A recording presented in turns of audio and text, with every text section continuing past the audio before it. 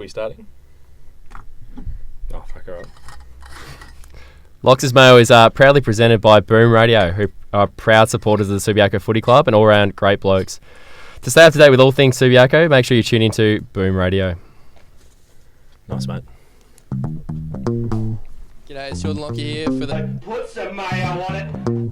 Did you, mate? Great mark by Lockyer. A real unit to go with it, a real tough nut. Mayo sends it straight through the... Come on, mate. Are you? Are you going to play on anyone? With a real tough nut, a real unit. Stop playing like millionaires. G'day, it's Jordan Lockyer here for the... Mayo sends it... We're back. Welcome to episode 3 of Locks Mayo. We're stoked to be back for another episode this week. Today, we've actually managed to get the co-host of this potty to appear, despite his ongoing objections. He's a man who averages a goal every 61 waffle games, which means approximately 180 hippie club appearances per goal. Jordan Lockyer, welcome back to the show. Thanks for having me, Jack. The intro music still gives me tingles hearing Scully come through there, mate. Very nervous. I think Greg's sweating as well, to be honest. I remember that video, like, Scully sprays you, and then Nye just goes, boys, get in. Oh, and mate. You were pooing yourself. I'm pulling. I'm in the background just going, yeah, Scully, yep. Yeah, mate, we're defending first. Yep. Yeah, mate, yep. Maroon shorts on. Mate, firstly, straight out of the bat, we had a few questions pop through from the viewers and the listeners. Why'd you miss the last episode, mate? Didn't realise that was a question. I actually had a bit on, mate. Very busy, mate. Really? You've seen my schedule. There is a lot on. Em's got me on very strict duties all the time. Yep. That's it. That's it. That's all you I have no excuse. I thought Rob actually did a really good job. He did, didn't he? I was lucky to get me spot back. Good feedback. Look, we've got a big episode planned as always. We've got the last few rounds to run through. We've got Maxi Walters' point on the siren to get the first dub of the season. Got a successful trip to God's country in Kalgoorlie. Unfortunately, we've got some big injury news to share as well, and we've got some upcoming events to plug. Not to mention, we've finally secured the big dog for the long-awaited interview. We've been chasing this bloke for ages. He's a former Subi piss-drinking legend in Greg Clarke, and we'll get him on a little bit later. Wow, who's written this one? Exciting, eh? Do you reckon Greg wrote that? You writing this, Greg, or what? Personal request. Wow. Welcome, mate. Thanks for coming. No worries. Oh, we're going to jump in with Greggy, are we? No, we're not jumping in with Greg. You take Hold take on, him mate. off. I got told I had 10 minutes. Bit of me time. Pipe in when you want, Greg. Look, we'll get through the formalities first. So, since the potty was last on, mate, the league side have gone 3-3 in sort of an up and down start to the year. The wins include a 1-point win against East Perth, thanks to Maxi, as I mentioned before. A win against Swannies in Cal before we lost to East Freo and Peel. But we got up against Perth on the weekend, mate. How have you seen the last few weeks for the league team? Couple of really good games there. I mean, the East Perth game was phenomenal. Like that last 30 seconds, that last play, like only Maxi. I reckon Max is the only bloke in probably Australia that would have thought to soccer that out of the air. And just fortunate timing that we managed to win by a point. And obviously Cal game, God's country, where you're from. Boys managed to come home pretty strong in the last quarter. So definitely a couple of good wins there. How was the Cal trip for you, mate? I know you went up a little bit early, footy clinic, a few stories. Mate, it was good. We'll get to a bit later, but I mean, you want to hold off? We'll hold off. We've got a few things to get through. But it was good just to get to see a few wins for the boys. So it was very true. Good win on the weekend. Hopefully we'll keep going as the weeks continue. So the league side sitting 8th on the ladder at the moment. Reserves not going too badly either. What are they, 4-2? Yeah, 4-2 in the last 6. Sitting second at the moment. There's a few guys that are definitely pressing up for league selection. They're going really, really well. So it's going to be tight for spots in the next few weeks. Definitely a lot of young guys that are playing really good footy, so it's exciting times for the club. Well, I'll ask you, till recently you were in the fold of the league side, which we'll get to in a minute, but how have you sort of summed up the first period of the season for the league, fellas? It's probably been a little bit indifferent. Yeah, it's definitely been a bit of a roller coaster. We've had a lot of guys in and out, so we're trying to get that continuity between the senior guys, the younger guys that are coming through. There's definitely a little bit of talent, a lot of talent there, so it's just getting all our good players on the track at the right time and getting those young guys into playing consistent league footy. So what are your thoughts, mate? How have you? Mate, yeah, much the same. I mean, you don't like losing games of footy, but through that comes opportunity. So, I mean, there's obviously been a few boys that have impressed from the sidelines. You know, you've got your Jake Sturgios, who seems to be, one of the first pick now in the back line. And he's been unreal, Sturge. yeah, I mean, who's impressed for you, mate? The younger boys. You got Hendo and Galen have debuted recently. Yeah, 100%. Definitely some of those guys in the back line. Like you mentioned, Sturge. I think his early form before he went out of the side was very good, and he's come back in and he's playing like a 100-game veteran. So he's definitely got a lot of talent. He's playing good footy. Galen as well. Hendo had a good crack on the weekend as well. So he's obviously got some pretty big shoes to fill. So yeah, no, there's definitely a lot of kids coming through. So. Yeah, and you mentioned the twos, mate. So the twos have gone 4-2 in the last 6 weeks. We're second at the moment with an extra game played. We were 1-3 though, so to go from 1-3 to 5-3, I think it's a bloody outstanding effort from the boys, and it shows we've got a bit of depth there as well for the footy club. And you've managed to slide your way into the coaching box in the twos, mate. Somehow. Talk us through it. They've put you as the backs coach. Oh, mate, I don't know what. We must be scraping the barrel. We must be. Like. I don't know what they're doing. What do you tell the boys? You've obviously played a bit of back. I just tell them what like really good forward craft looks like and how I do that on the regular. But it's basically just the opposite of being a forward, really, mate. I've enjoyed it. A couple of close friendships there, and I'm not your standard coach who's 20 years older than the boys. I'm actually their teammate, hopefully going forward. So it's a bit of a different relationship, but I think they're responding well and just keep spoiling boys and defending first. And the results speak for themselves. We'll get Jacko McGowan to lose a few keggers, and we might be in for a bit of a treat. Whack. So, mate, we get the Cal trip. You played. Oh, the exciting times. How'd you find it?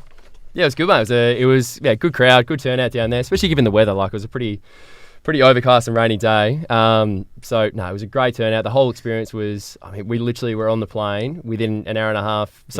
We landed within an hour and a half. It was pretty much bounced down. So it all happened pretty quick. And then I know obviously the boys stayed up there, had a bit of a hit out, and spent a bit of time with the locals there and some clinics the next day. So what happened, mate? Because the questions came through, you were set to stay and tee off it. Maybe go to the exchange and from there maybe the gold bar from there. Why didn't you hang around, mate, with the boys? Well, I think I got a bit of a ban after the footy trip, mate. I think they had posters on the wall saying "Don't come in." Do not let in. I think when you get a bit older, obviously, mate. That's rare. That's rare company in Cal. If they're putting your name on there, it was a big treat. There's a lot of characters they get through there, mate. Nah, I had a little sore spot rock up, mate. And then I think there was 5 or 6 of us that probably did the righty and thought we'd better get out of Cal before your Jack Mayos and the likes do a bit of damage. So.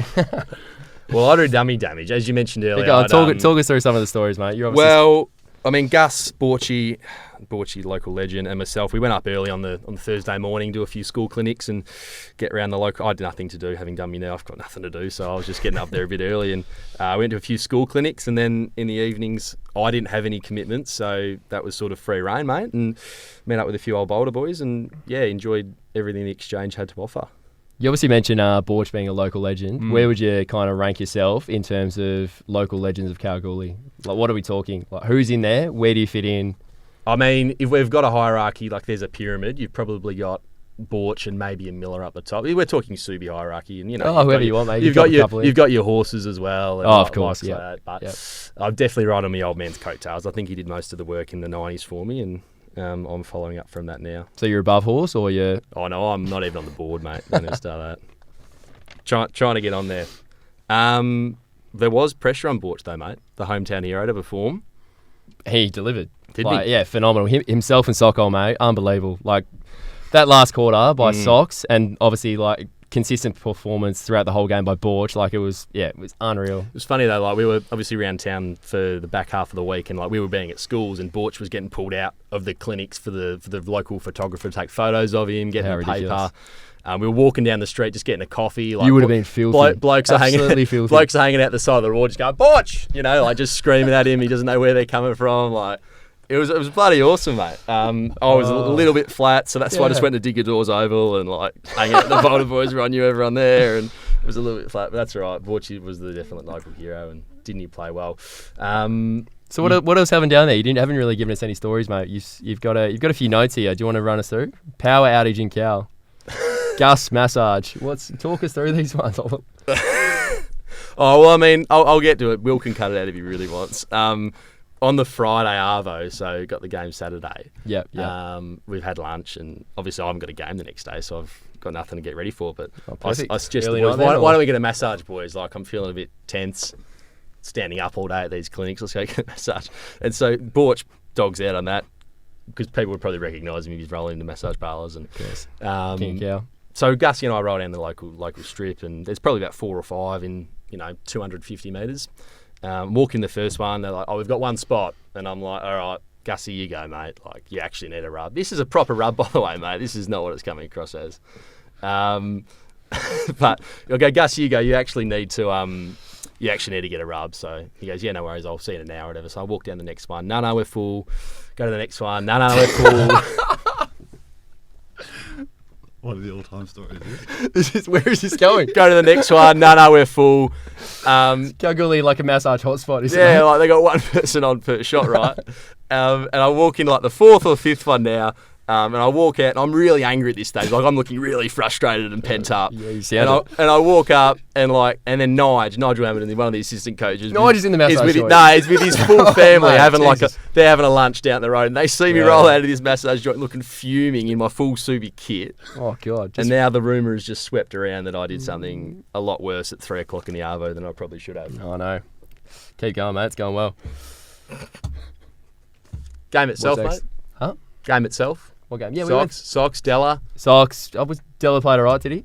Yeah, he played well, mate. Can't really remember. It definitely wasn't a game for the backs. I Did think you- in the last quarter, mate, I think they had one inside 50, Yeah. and it was literally just played all in our forward half. So good. I think I ended up with 6 touches for the day. If you watch the game back, the commentators were just absolutely roasting me. Were they? What were they they saying? getting stuck into me. I don't know. They weren't impressed. You know what they're saying, I Yeah, think. they were getting stuck into Clearly. me. No, Not moving well. not moving well. All the classics. Too Oh, well- slow, too old. Get rid of him. Yeah, So. right. Well, we'll get to the next bit, mate. Unfortunately, I'm not sure if Subi fans are aware, but we're missing the big red shed, Jordan Lockyer, out of the back line for the rest of the Red year. shed. Mate, have you hurt yourself? Have you? Yeah, so I did my ACL a couple of weeks ago. So get surgery. I think it's booked in for next Thursday. So I'll be spending a lot more time in the gym with yourself and going through the 12-month rehab You holding up right, process. mate?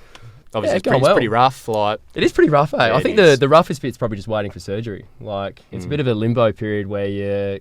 I mean, what are you doing? Like I'm just kind of going in the gym, doing a heap of bicep curls and just talking a sure? heap of rubbish with all the blokes in the club. So. yeah. No, it'll be good. Once I obviously get the surgery completed, I can actually have some goals and start to work on my rehab and try to come back as a big 30-year-old. So, Yeah, fun well- times ahead, mate. Well, I mean, I was about to say it's probably harder mentally, I found, than physically. That weeks in between and just not knowing where you're at with it all, and especially mid-season as well. Like you want to get it done straight away, but you've got to wait the 3 weeks just to get booked in for surgery. So And I suppose we've had we've definitely had a few guys that have done their knee. So yourself, Had a lot, mate, Oaks. So there's definitely some good reference points around the club. You can just kind of chew off and bounce ideas off about rehab. What does it look like? So it obviously doesn't sound too fun, to be honest, mate. no, but you being you, obviously you've researched every book and every reference ever. Yeah, absolutely. What have you found anything good? Anything Just don't interesting? do what you do, mate. Which is Bicep curls. yeah, that's guilty. Actually do knee rehab. So, fun times ahead. Okay, and mate, what graft you getting? Is it? I think I'm going to get the patella graft. I don't know what you got, or you got patella as well. So, yeah, this time I got patella. apparently the patella's the way to go. So, what other Plenty of ridiculous notes have you got here, mate? Footy trip locks returning plus 15 kilos. Well, I'm getting a little bit sloppy. So read that out, it's mate. in, You mate. read- I didn't 100%. I didn't I'm write just that out. You did. reading the script that you wrote ahead of time, and I've put no effort into. So. I don't know. Yeah, I'll probably blow out a little bit. I definitely have. I put on a couple. What's the aim? What's the long-term aim after rehab? Are you going to go to like a half-back flank, or are you going to go back in the cage? Well, and I've just heard you're wrestle? going to try and go, Wrestle. and you've already had the chat with Bo about playing on the wing. Well, So I mean, maybe I've floated it out there. and maybe I might have a ridiculous chat with Bo as well until I'm playing forward pocket or something. But a bit like your chat last year where you're going to win the 2K. I went alright. Yeah, you tore a don't know. car from the side of the freeway. Yeah, that is true. I think we already spoke about that. So I don't know, mate. I've got no idea. I don't know. It's just going to be an interesting journey to come back. So who knows? Wait and see. Who knows? We're going to have to get something to get us through rehab, though, mate. Like Roto Swim, or we've got something. Yeah, some something goal other to than get your through, music. mate. Yeah, Roto Swim. I don't know. What do you Whack. reckon? I don't know, mate. Or you could actually appear on the potty. Yeah, I could probably come to the For a change. podcast. Yeah, I'll open a bit up on my schedule. Either way, mate. Couple other current injuries. So we had Brando Materia. Did he go with a PCL or an MCL? Yeah, so we got so Brando with an MCL. I think big Harry Marsh did his hammy on the weekend. And yeah, I think we've got a couple other sore boys from the weekend that will no doubt probably be seen missing from the track obviously this week and in future weeks. So But will come home like a wet sail, hopefully, in the year, mate. Yeah, absolutely. I've got some other notes here, mate. I'm not sure. You must have put this in, but are you best man at a wedding recently? Like, I had my good mate from Mitch's Bucks. The Bucks a few weeks ago and the wedding. So they kind of... How'd the Bucks go, mate? They just kind of rolled into one. Well, he was definitely a lot more awake at the wedding than he was at the Bucks. So I think at the Bucks he lasted for a good hour and a half. Mm-hmm. I mean, I got there after footy and I think he was asleep in the chair by 8. So... Yeah, sorry, I got there at 6:30. 8 o'clock, he was having a little snooze in the chair. Got a dance by a guest speaker, and then he just fell asleep and couldn't move. Presentation speaker, like, you know. Yeah, we organised. Values. Yeah, exactly. Ooh, just got out. We organised, really efficient guest speaker, and unfortunately, the great man fell asleep very early. So, but all in all, the wedding was great success. Obviously, they're a beautiful couple. Mm-hmm. They had it somewhere in Mount Claremont. I'm terrible with locations, but mate. And the speech went well. Best man speech. Yeah, speech went well. Just a bit of me time up the front, just potting the groom, and obviously expressing my love for the groom and the bride. Very good, mate. All right, well, we'll get the big fella on. You introduced him GC, earlier. Here we go. I'll get him on. Well, our next guest is a very hard man to get a hold of. You probably know him for his performances recently when he debuted for the Eagles in round 7 against Richmond, where he's played the last 5 games in the midfield and onto the wing, averaging 15 touches a game. But prior to that, he'd previously played 93 games for Subiaco, with accolades that included basically getting into every underage state team possible. He was a runner-up of the 2021 BNF. He was Scoey's favourite player from 2015 to 2018. A 3-time Premiership player, came third in the Sandover last year and won the Simpson Medal in 2021 for his efforts in the grand final. Welcome to the show, Greg Clarke. Thank you. Got a little rundown there. Greg Clarke, inspired by the heart. That's a good one. That's a good photo. That one, your bus stop I photo? reckon I know exactly that's come from. What do you mean? It's come from you. You sent me this back in the day. Sorry to interrupt there, mate. That's right. It's a good photo for a podcast, mate. Yeah, awesome. I really enjoyed this content. Mate, lots happened since the last time we saw you. We probably Subi fans have heard from you. It's probably hard to put into words, but I'm going to ask you anyway. How's the last 6 to 8 months been? Yeah, fantastic. Yeah, I mean, I'm living out the childhood dream that a lot of kids have, and one that I'm very fortunate to be currently living, and you guys have experienced as well. So, yeah, it's been a bit of a whirlwind. I'm still in a phase right now of wrapping my head around exactly what it takes and where I need to get to. But yeah, I'm absolutely loving it, mate. Mm-hmm. How's the feedback been so far, mate? Yeah, there's mixed. Like, there's been a lot of really good things and a lot of really good a lot of things to work on. Mm-hmm. So it's good. It means there's a lot of progress I can make and a lot of steps forward I can take to be a better footballer. So yeah, it's been exciting. It's good, mate. And your role largely on the wing, a little bit inside so far. Yeah. I've my role sort of rotates between being able to play inside and outside, and at the moment it's a bit more outside. And yeah, it's been a really good starting base to sort of start my journey and learn what it takes to play AFL. So yeah, I'm really enjoying it. Very good, mate. Look, I'll take you right back to 2015. So that was your original draft year, back all the way. We'll get the AFL at the end. You played 1 game of Colts at Subi before they decided you were too good for that. So you ended up playing 10 Resi's games and 2 league games, as well as captaining the State 18. So what were your memories like of that year, mate? Well, I started the pre-season and the season up in the seniors. So I played a lot of Resi's football leading into that state carnival, and then did those sort of 6 games and went through the carnival, and then Scully got me to, when I got back from the carnival, played 1 game of Colts just to get a bit of confidence or whatever, and then I got to debut the following week and got a couple games in, and then finished the year up in the Resis. But when I sort of look back on it, it wasn't the greatest year. Like, the accolades may be there of being able to debut as an 18-year-old and captaining the state 18s and stuff, but I think that sort of is a level above where I was playing. Like, I wasn't really playing that good a footy, and I was playing quite uncontested, purely out on a wing. Okay. So yeah, I mean, looks good on paper, but I wasn't really going that well, and henceforth didn't end up getting drafted that year. And yeah. I was going to say, where'd you play the 10 Resis games and the 2 league games? Was it on the wing? I can't really. Oh, the Resis I'd be playing on ball, and Yep. then the 2 league games I played, I was playing on the wing. On the wing, yeah, okay, gotcha. That's when, I mean, we had absolute star-studded midfield at the time. We had Horse and Fairs, and Yep. it was a pretty good team back in the day. How did the twos end up going that year? There we go. Let's see, Google. you keep going. The twos. We made a final. We played the elimination final against Swans. Yeah. I think we dropped a few boys from the league's team back, so we made a couple finals, but then ended up losing out in the prelim, I think. Yeah, gotcha. Yeah, that was in 15. I think we've prepared a little bit of footage of your draft year here, mate. Yeah. Well, not prepared. Channel 7 did, and we've just dug it up from the archives. This is going to be unwell. This is good listening. Turn it up, Jeff. I think the best part is good, Jeff. Is the like they tell us your height, which I know Scully has alluded to before, the 194. So I'll let the video play. But Yeah. Greg Clarke has been waiting for this moment his whole life. As soon as he could walk, he had a footy in his hands. Clarkey. As a kid, I was out the front every afternoon for about 3 hours, just kicking the football to myself and chasing it down. Greg stands out Jeez, thanks to young. his size. He's a big midfielder, 194 centimetres. Oh. Nat Fyfe is 190, Scott Pendlebury 191. That must mean you're better than Greg's them, eh? ability to outmark and expose smaller midfielders is his biggest asset.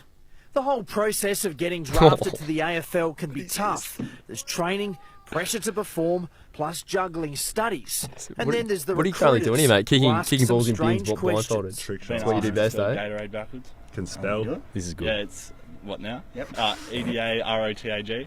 Do I bite my nails? Count backwards in sevens from like 430. Define emotional intelligence. How did you define emotional intelligence? Completely wrong. The key to getting through it all, having a bit of fun. I'm going to flick the red ball up to start with, and then I'm going to juggle it a Took me couple that times, long. and while it's in midair... How's the I'm gonna kit? hit the How long yellow did it take ball. you? So let's see how we go. A while. Yeah, nice.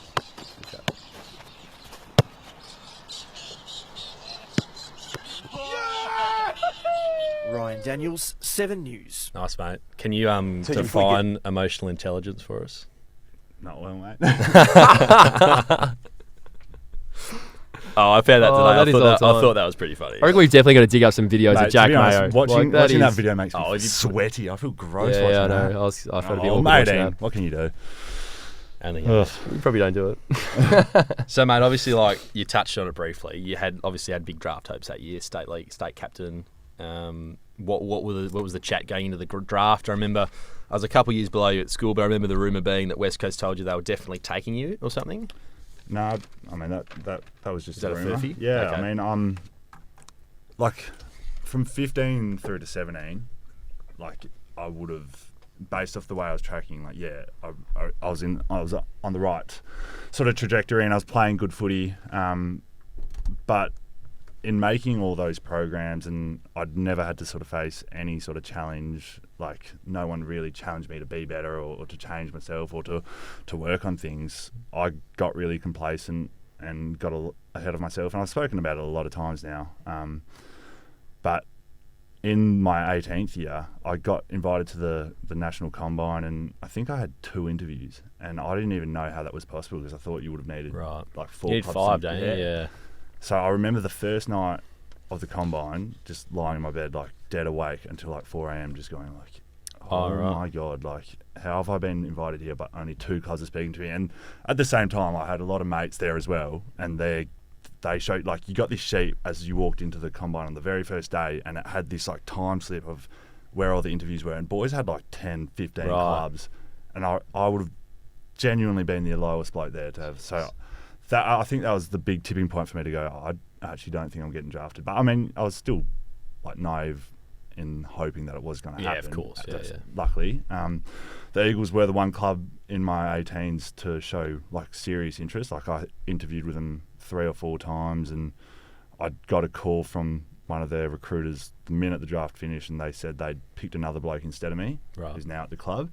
But yeah, they'd never guaranteed anything, and so my 18th year was really disappointing. But I think it was a progression over a couple of years of getting complacent and just trying to make programs and be the captain for the sake of it rather than actually earning it. So it probably leads me to my next question. How did you go rebounding from that and sort of, well, not coming back to earth, but trying to sort of start again? Oh, do you want to go, Locks? No, mate, you can go, yeah. Save a Sorry, question for I'm later, sort of mate. just speaking to Jack. I've got to open up. I'll just go. I am on Jack's podcast anyway.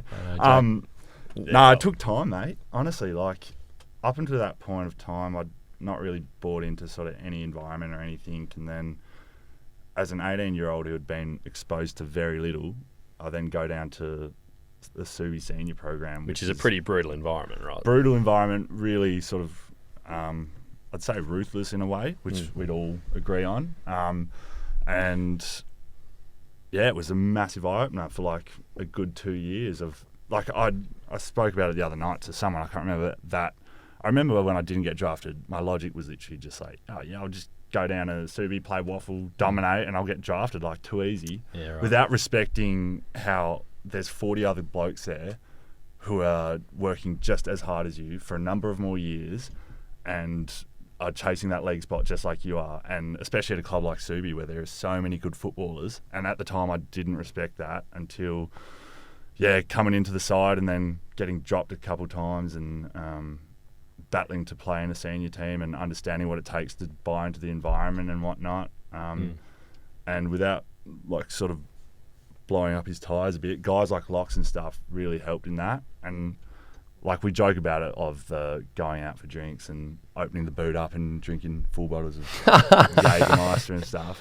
Bring back Creeper. 180 hippie club appearances. Yeah, it was that kind of stuff that really made me understand what the guys wanted, just to get to know you rather than on a surface sort of level. And the more and more I spent time around the club, I realised that I really enjoyed it. But yeah, I mean, in sort of reversing a little bit, up until the end of 2017, it got to a point where I did quit. Like, I did say to the club that I just can't do this. I had to face a lot of challenges for the first time ever, and I didn't really like it. And yeah, then at the end of 2017, I just sort of had a few months off and then met with Scully, and we laid it all out on the table, sort of saying that I didn't have a spot in the side, I had to earn it again, and then just go from there. But yeah, it was from that point on, it was a proper buy-in. And I mean, I'm sure Locks can speak about it. Like, I don't reckon for the first couple of years you wouldn't really want to hang out with me. Like, I didn't buy into anything, I didn't go out. And then yeah, once I sort of bought into what the boys were about, it all sort of flowed from there. You don't give yourself enough credit, mate. I reckon, like, definitely, like, during the time, like, Subi, we were so tight, and it did probably take you a little bit to open up. But once you came out, mate, like, fuck, you've probably got some of the best relationships, like, that you'll hold forever. And that's what I guess makes our club so strong. So. Like, it's funny when I get to reflect on it a lot at the moment, not being at the club. And from where I started at Subi to now look back, and I reckon a lot of my closest mates are now at the club. Like, Kitch is practically like an older brother to me. Like, I got you guys, and yeah, like, without getting a bit cringy on it, getting like, a bit cuddly here. Yeah, like, genuine best mates now. Do you want to take us? We'll take us back to a bit of footy chat. You probably went over it a little bit quickly, mate. But 2017, that was probably your bit of a breakout year for you in terms of playing senior footy and stuff. So Mayo's got a few stats here for us, mate. So we've got what have you got? 20 posies. It's 16 tackles in the reserves premiership. You guys won that year, did you? Yeah, under Big Barge. Big Barge was coaching, which he still talks about to this day. Best reserves coach, I think, in waffle history. I think he likes to say quite regularly. But so some of your memories from that year? Obviously, that was you obviously learned a fair bit that year. Yeah. So that's the year. I mean, I think I played 13 odd games straight of league, and then in the back line from memory, half back. Yeah, that's where under the back line boys. Junior team in the back line. And yeah, on the eve of the grand final, we had a few guys who were on the borderline of coming back. I think it was Hayden Kennedy and Chris Phelan, who had a few big injuries across the year. And looking back on that, as you would, you're bringing those guys in to play a stacked Peel side. And for me, I was the one to make way. And I remember rocking up at 7 a.m. to the reserves grand final at Subi, and a lot of the guys didn't even know I was playing. But I think that took all the pressure off me. You forget about those stories along the way, eh? So did you found out on the day, or the night before? The night before the grand waffle. So who were they waiting on? It was either. Well, I mean, it would have been Hayden Kennedy. Or something, It would have been technically Hayden Kennedy because he was going to the back line. And so once they sort of made sure, because he had a few shoulders that year, and so I think they were just ticking him off, and he got ticked off. So then, I got the call from Scully, and then like I was saying, the pressure was off, and I just wanted to go out there and just have as much fun as possible. And we were raging underdogs in the wet. South had dropped all their league boys back into their side, and Chubby Clarke kicked. Chubby Clarke, he was on fire that day. He dominated, and first ever grand final I've played in anyway. And there's a few other boys getting around there, eh? Bogues, was Bogues playing? Gas. Yeah, Browdy played. Browdy. Ryan Borchett. Braden Ainsworth. Kyron Hayden. Yep. So Big Adam Creeper. When was the last time we saw Creeps? That day, you I was reckon? messaging him the other day, the big fella. But yeah, no, it was first ever grand final for me and first ever win, and got the taste of it, and it was we carried on like absolute idiots. Did you? Have you got? So give us a couple of stories. Like obviously that was you've won the flag. Talk us through. Well, I was going to ask probably a question for both of you, right? Go on, so mate. the league side got stitched up a bit. Peel dropped all their league players back, or their Freo players back. The twos get up. Is it a bit of an awkward night at the footy club? You know what? One thing I do remember from that night is the league boys were really good.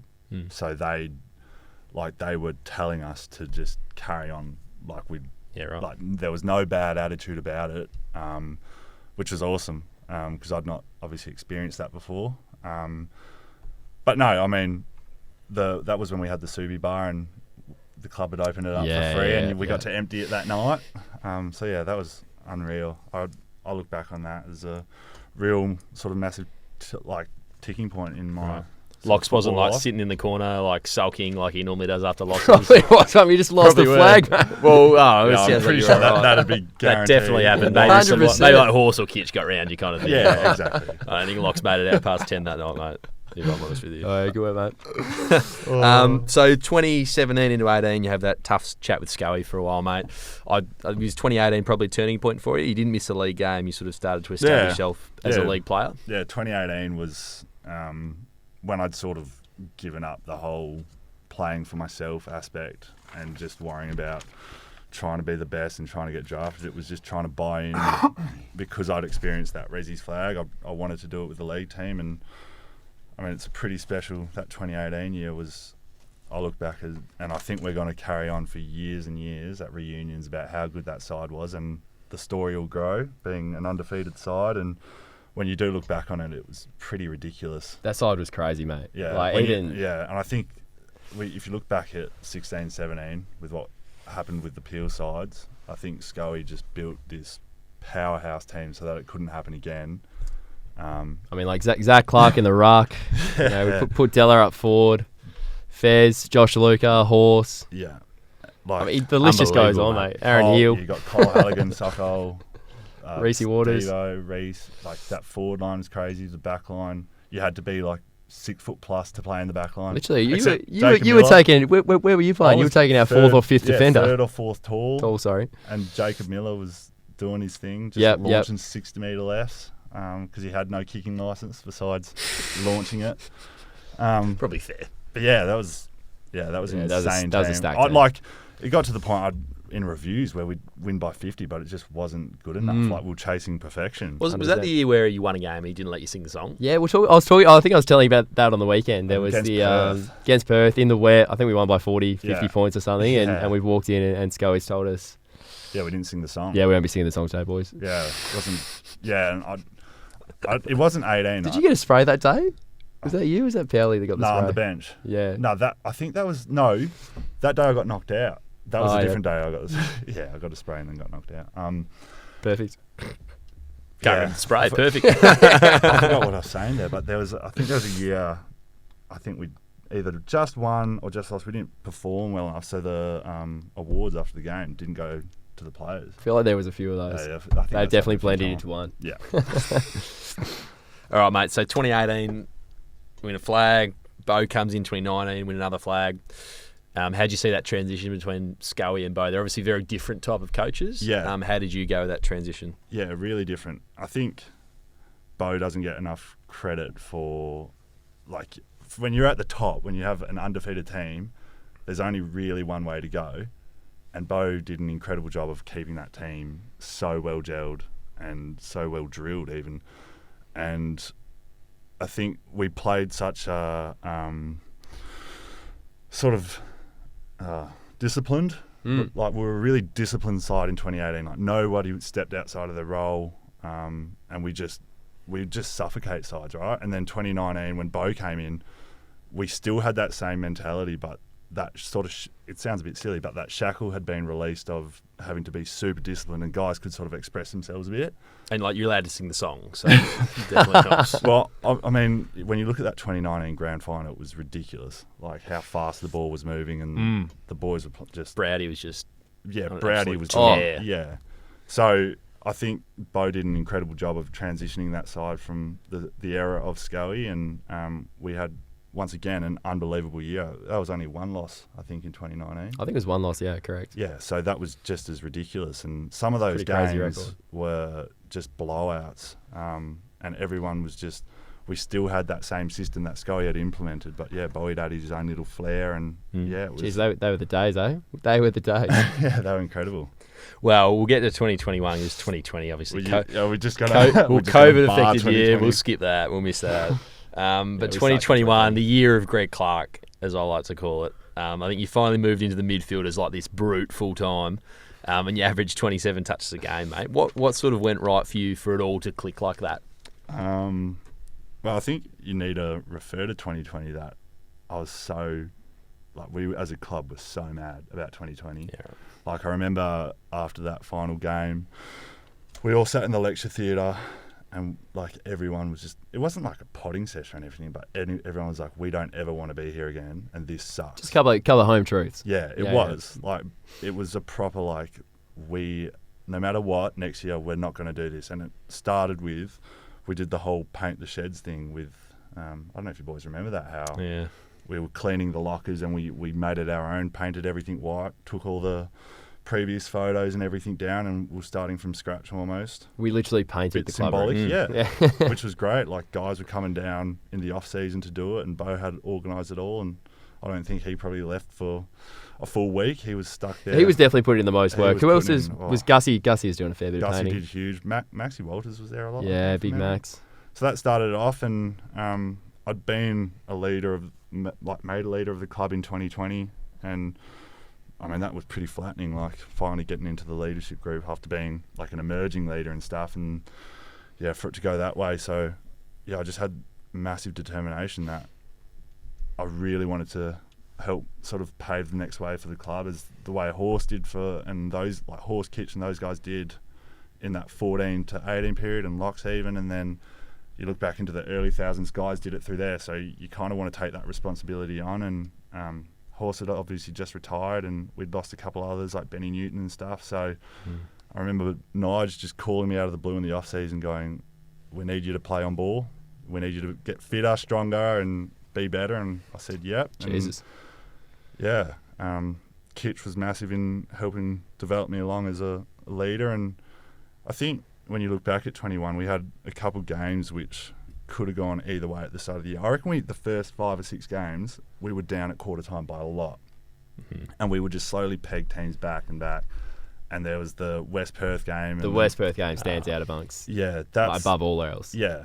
And like, you don't kick that goal, I reckon. But like if we talk about the goal, one of the great celebrations. I know. Goal as well. Just running 60 metres, both arms in the air, watching everyone Cobra to the West Perth fans. I'm freaking out of the back line. Fuck, well, yeah, Clarke. You weren't too happy about it. But there's about 5 minutes to go. Mate, it's rare of you to be stressed out on game day, though.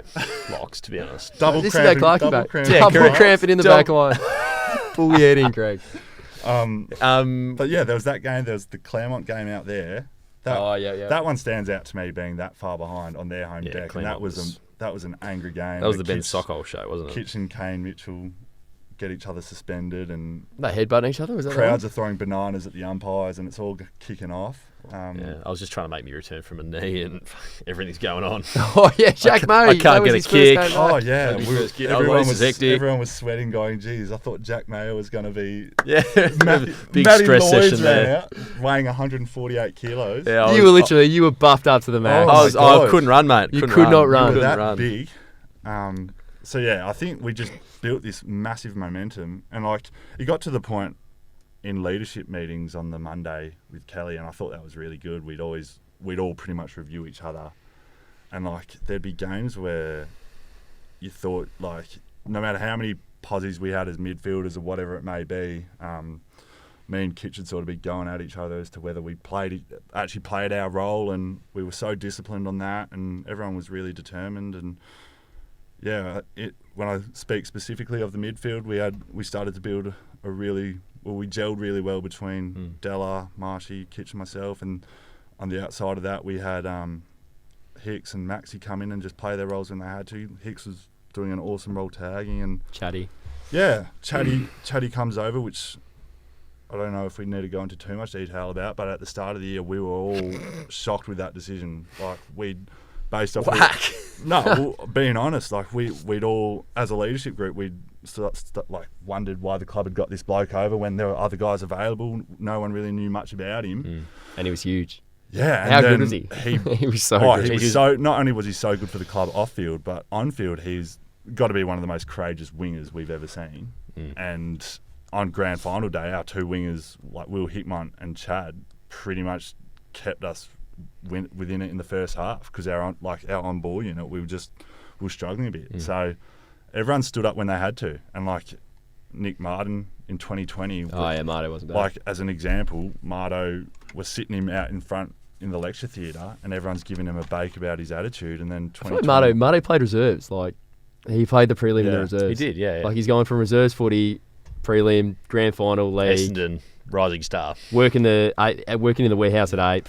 To like literally like rising star Essendon and absolutely killing it. But so on grand final day, he steps up. Like he was phenomenal. Showed it, like why he's going to be an AFL player. Yeah, was incredible. So yeah, everyone just stepped up. Well, talking about blokes who stepped up at the right time, we were stressing about Jackie Mayo, and he 2 games. he came through. Parachute in.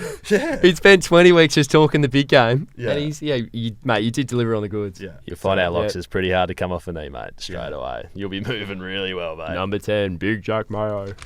Yeah, I was pretty happy with that. He still says it today. It says around the change rooms now. We're getting bored in rehab. Mate, you mentioned the granny. So you were Simpson medalist on the big stage. It must have been pleasing to kick a couple, but just a question, mate. It's come through from a lot of the boys around the footy club. Like, you played a great game, but like, how big a furphy was your shoulder injury that day? I mean, the double strapping as well. Yeah, the double strap, to trick him, the double jab. Like, just the complete carry on. Oh, there was a lot of carry on. I think it's warranted now that I've had to have surgery on it. Falsy. Yeah, like 4 months later when you actually injured it. Yeah, no, I remember running out after it had happened, and I ran to the centre bounce, and they just kicked a goal, and I was like, Dalla, I think I've hurt my shoulder quite bad. He's just like, well, get off. That doesn't sound like Dalla. He's normally really nice. So real calm. Calm and collected. But yeah, I went down. I remember the Lin Jong story about the double strap. So we double strapped it. That they didn't buy that one bit. Subin came straight out and went for the right shoulder. But yeah, I think it was pretty. I think it was an important moment for my game. I think I wasn't playing the best game, and I went down at half time, and that 5 minutes in the doc's room getting jabbed and strapped gave me time to reset, and the doc handed me a couple really good pills, and away we went. Thanks, Kent. Thank you, Kent. Dr. Jab. Dr. Nick. Dr. Nick. So, mate, after that, it seems like you were just destined to get picked up. So, obviously, we know now that you were drafted to the Eagles, but I believe there was Collingwood was sniffing around earlier in the week, and it might have involved some sort of a secret scan in town, mate. Do you want to elaborate on that? Oh, I'm not too sure if it was a secret. Well, I think they just obviously don't have a doctor here because they're a Vic club. But yeah, Collingwood was showing a bit of interest, and they had me go get a scan out at the Claremont doctor, and made sure that I obviously wasn't talking to too many people about it. But fair enough, it's what they do. Yeah, but wasn't the story like you had to pay for it because they didn't want anyone else to find out about it? Yeah. Have they reimbursed you? I have been reimbursed. Oh, you have? Yeah. No, they since have been in contact, and it was all sorted. Oh, good. There was a while there was in the middle. Yeah. I mean, I've had lots of different variations of this story now. At the end of the day, it was good to at least have some serious interest from a couple clubs there, and whether it assisted in the Eagles making the decision, I'm not entirely sure, but yeah, either way, I was just really happy to sort of be on the radar again. So and the draft party, mate. So you got us all around. You got I didn't get you myself around. and You Jack. We rolled in real quick. You told us to bring a carton, boys. I'm feeling pretty confident we had about tonight. ready to go for you, Clarke. That sounds exactly like me. You polished most of that off as well, I think. Yeah, Clarke did. Yeah, Clarke did, mate. Yeah, he was pretty happy. He was pretty stoked. Big night from Greg. Yeah. You were gymming the next morning. It was that big. That's different from me. So 2022, mate. So you've obviously I think you touched on it earlier, but you've transitioned to the highest level. The boys tell me you're still weighing. You're back to weighing your food. Is this true or false? That's false. Well, it probably should be. We haven't got old Greg back, have we? Old Greg is back. How are the skinnies? Good? Yeah, they're within range. So Within where range. they need to be. Do they still do them? I What heard is they the range can. these days? No, mate? we still do skin folds. Do ya? Yeah, every second week. What do they want you below 50? Between 45 to 55. Oh, wow. That's Oh, what mate, their last one you'd be was. done, mate. 55. Mate, I'm in the 80s. Me, mate, you'd be racing the pat for a ton, I reckon. You'd be doing the Tony Lockett. Well, it depends, mate. The next, what is it? However many weeks I'm in, is it 3 months before you kind of start running? Yeah, Is you that- can't run for ages, mate. Yeah. It's going to be grim. Like, I'll probably be pushing up to, I reckon, 80. You reckon skinnies? I was going to say keggers. That's just pretty Yeah, good. keggers. You're going to lose 20 keggers. Mate, so like rookie duties at the club, we obviously have a few like rookie rituals that we kind of go through at Subi. Yeah. Anything specific at Eagles you can shed light on or give a little bit of insight Well, to? unlike Della, I'll probably keep those within the four walls rather than telling the entire world what we get up to with rookies. I'll definitely say this. It's not as brutal as Subi's. Pretty hard. And it shouldn't be. Like, nowhere near it.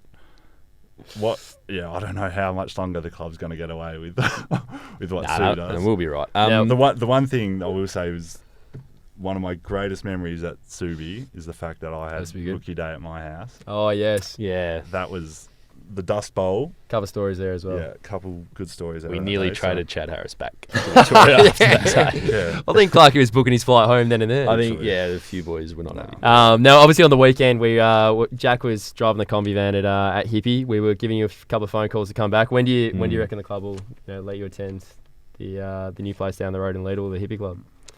I don't think you'll be seeing me step inside Hippie for a while, mate. Oh, Jack will be filthy. No, we're both pretty flat with that, I think. You were getting a lot of pressure. We're obviously there with Tess on the weekend. She was trying to get you out late. Yeah, that was easy. I did see your message. It was like, I wouldn't dare step foot in that joint. I am going to bed, 9 p.m. Fair call. Fair enough. I wouldn't want to hang around with Jack either. Yeah, no, good chat, Having mate. someone bite my ear off. Yeah, just chewing your ear off.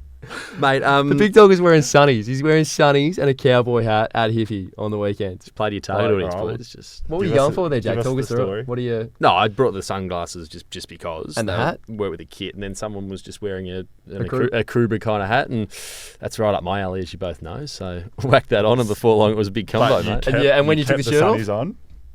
Sunnies were on and off, mate. It's dark at Hippie. It's hard to see the best of times. Mate, horrendous. I wish I could show the photos to the podcast. You've definitely had a night where you've worn sunnies in Hippie for a while, though. Yeah, your sunnies. Where to from here, Jack? Well, mate, like I was asking a few of the boys yesterday, what can we get on the potty? What can we ask Greg about? And Kitch brought up a good story, mate. Like you nearly killed Leigh Kitchin on a boat. You know what? The minute you asked me to go on the pod, I knew he'd want to bring this story up, and he'd want to try flick it in that way. Well, do you want to go through it? Well, what's the phrasing of the? How much time have we got? Yeah. What's the phrasing of the question from Kit? Well, I haven't got it written, but he basically just said that he tried to kill me in a boat. Can he please just tell the audience about that? All right, I'll tell the full story. So we after the season of 2021, Kitch floats this idea of going fishing out at Dirk Hartog Island, which is just off Shark Bay, probably like an hour boat ride across, and it was pretty like an unorganised trip. Sort of still sorting our shit out 2 weeks ahead of it. I remember Locks was just dying to go on a fishing trip. Yeah, mate, it's true. After the footy trip, mate, I got a little taste of fishing. Spending a bit of time with the boys. Like sign me up. Like I seriously, specifically remember Kitch saying to Locks and I, "Do you want to come on this fishing trip?" And Locks going, "Yeah, mate." And then Kitch left, and he just went. Dirk Hardcock, no, thank you. Can't imagine that's going to happen. But yeah, there's 2 ways to get to the island. You either go out to Steep Point and sort of get this barge across with a car, and that's like a $1,000 trip, or you can just rent a boat, and I had my skippers and I could drive us across. So I drove us across, and yeah, it was an unreal trip. Caught a lot of fish and whatnot, and one night we were camping on a beach, and that night this howling southerly came in. Like, it was ridiculous. Like, none of us had slept from like 1 a.m. and 6 a.m. because we were in 1 a.m. to 6 a.m. because we were in Swags. Joel Latham, Simon Moore. Also on the trip. Crew, Joel Latham, Simon Moore, Leigh Kitchin, myself. So 4 Subiaco ex or current players. And they're at the top of the island is where it would have been protected from this breeze. So where we are, we kind of look out at the ocean and it's not terrible. So like, all right, let's go up. And we knew it was going to take like 45 to an hour. So all right, that's no worries. And we'd been smooth sailing, driving like since then. So I'm driving the boat. What kind of boat is it, mate? It's expensive. Oh yeah, it would have been like an $80,000 to $100,000 boat. I can't remember how big it was. It was quite large. It was a big boat, obviously, because we lived on it for a week. Anyway, so we're driving out, and the swell was huge once we got out there, and it was all right. I was sort of just driving through it and making sure nothing happened, and that was all sweet. We're just getting ready to get to this beautiful spot that everyone has spoken about on the island, and we sort of get to the peak where you take the boat left, and you're in the bay, and there's this gap of about 400, 500 metres between these massive like rock faces and land. And from where we were going, because we were going with the waves, there was no issues. It was just going to be smooth sailing as it was through there.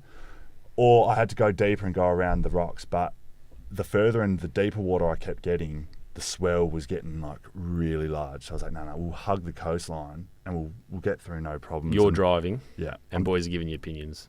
No. Everyone was really good. I go calm at this stage. Well, everyone was really good. Well, the three Jolie would have been freaking out. Yeah. Because Maury didn't want to drive, even though he had his skippers, because like a bit inexperienced. And in all honesty, so was I. Jolie, I don't think had his skippers, and Kitch was in his own little world. As long as he was catching fish, Little Donnie was the most energetic man. Just wanted to fish at all times, and he didn't care how or when we were going to fish. So he doesn't know what's going on. And like, I was a bit nervous. It was a bit hairy, but it was fine. And then anyway, we're rounding this peak, and because we're coming with the waves, you couldn't really tell that it was where two sort of currents were meeting, so the water was hitting. So I sort of like go in, but I'd gone in at a time where we were sort of between two waves, and as I'm driving, all of a sudden I just like the steering wheel just goes completely slack, which means the engine's now out of the water because a wave sort of picked us up. Right. And as it picks us up, me and Maury are in the front seat, and I just remember just like the boat just going like nose diving almost, and as it nose dived, it just like hit to the side, and so the boat's pretty much like on its side, and like this is not a Firthy. We had like wallets and stuff up on the dash, just smacking the side of the window. I saw the phone hit, and like in the moment, like it's just pure shock. Like, holy shit, are we gonna die? And then bang, boat's back up on its like flat. This is where Kitch just loses his mind. All right.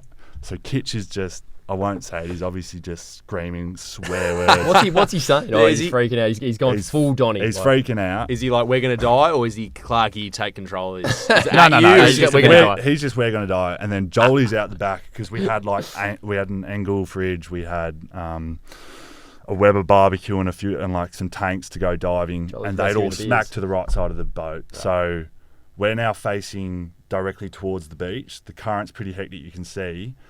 Maury is sitting in the seat next to me, and he's like, I just see his like hand coming across, and he's just like trying to flick the engines. So I smack his hand out because I turned around at the same time and had seen that water was pouring out of the engine, so I knew they'd sort of flooded a little bit and they just needed a bit of time. Kitch is still freaking out. Jolie's screaming at Kitch to get to the back of the boat to get weight, and meanwhile all this is happening, second wave comes, same thing, because we're on our side already, it just pushes us, hits the side. Freaking out still. Third wave's coming, see it's huge. Flicked Maury's hand again because he keeps bringing his hand over. All I remember is his hand coming over. He's like, no, man, I just need to wait. Just wait for the water to empty out the engine. So I've turned the engines off, watching the wave. As the wave was about to hit, turned the right engine and just floored it straight back into the wave. And yeah, we got over it and we just headed straight back from where we came. Jesus. And I just remember just sitting there driving that whole way for like an hour just in shock as to what had happened. We parked up where we came from and sat there for 2 hours just, not laughing, almost making light of how we just nearly died. how we nearly sunk a boat with 4 Subi players on it. But then within an hour, Kitch was ready to go back out fishing. So out we went. Nah, the conditions. When does he stop? When does Kitch Oh, stop? it Did does he not have stop a at all on the stop trip? Nah, never stopped. But then, there was the second sort of hairy moment was getting back across the strait between Shark Bay and... I'm grateful we went through that experience, A, because it's a funny story now, but B, it prepared me because we were going back across that strait in pretty much identical conditions, and there'd be points where I'd have to stop the boat completely because the waves were so big and I couldn't see out the front. And Kitch was sitting next to me and he's looking at his phone because he was distracting himself from what was going on. And I remember just hearing this, oh fuck, because he was getting hell nervous. I said, Kitch, I don't need that right now. Ooh. And he's just gone, okay. So, it was an unbelievable time. As much as that story sounds bad, that was one of the greatest trips. So, Well, there you go. I'm sure he's trying to plan number 2 right now. Oh, perfect. Send me an invite. No. Do you want to get into Locks and I Holman's won't Hose be of the there. Week? Mate, I think that's separate. Mate, I think we've got to cut that. No, I don't we're think, gonna cut think that. you pay any attention in the pre-show meetings. So, Clearly not. we're gonna end it there. Thanks for joining us, Greg. No problem. My Been a pleasure finally getting you on. Locks good work. Finally coming back. What up, mate? Thanks for having me. I'll You see had you 2 next week. guests You're today, coming mate. back. You had Two 2 guests. guests. 2 blokes. 2 blokes hadn't seen the script. Yeah. Good work, boys. Thanks, man. Thanks, guys. mate. This has been a Boom Radio podcast. For more, head on over to our website, boomradio.com.au.